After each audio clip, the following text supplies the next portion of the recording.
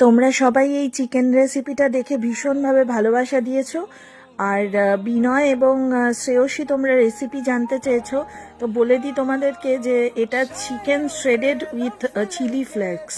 এটা আমার নিজের ক্রিয়েট করা একটা ছোট্ট রেসিপি, বলতে পারো রুটি দিয়ে খাওয়ার জন্য দারুণ হবে। কিছু কুচনো পেঁয়াজ রেখে দাও, আমার গাছেরই কাঁচা লঙ্কা হয়েছিল, সিমলা মির্চ যেটাকে বলে, সেটাকে কুচিয়ে রেখেছিলাম, সঙ্গে একটু ধনেপাতা আর একটু টমেটো দিয়েছি। আর রয়েছে চিকেনে মেশানো ছিল আগে থেকে, আমি ম্যারিনেট করে রেখেছিলাম হচ্ছে ভিনিগার, একটু চিলি সস, একটু টমেটো সস, একটু মিষ্টি মানে চিনি সামান্য, আর নুন পরিমাণ মতো যে যেরম খাবে।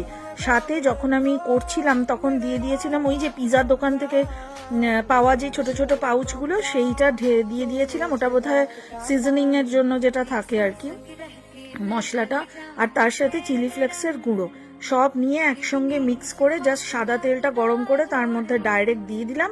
এবার একটু হালকা হালকা করে সটে করলাম, সটে মিন্স বলতে পারো একটু হালকা ফ্রাই টাইপের করে, কোনো জল ছাড়াই চিকেনটা চাপা দিয়ে সেদ্ধ করে ফেললাম। হয়ে গেল, রেসিপি রেডি। এবার চলো রুটি দিয়ে খেয়ে নিই।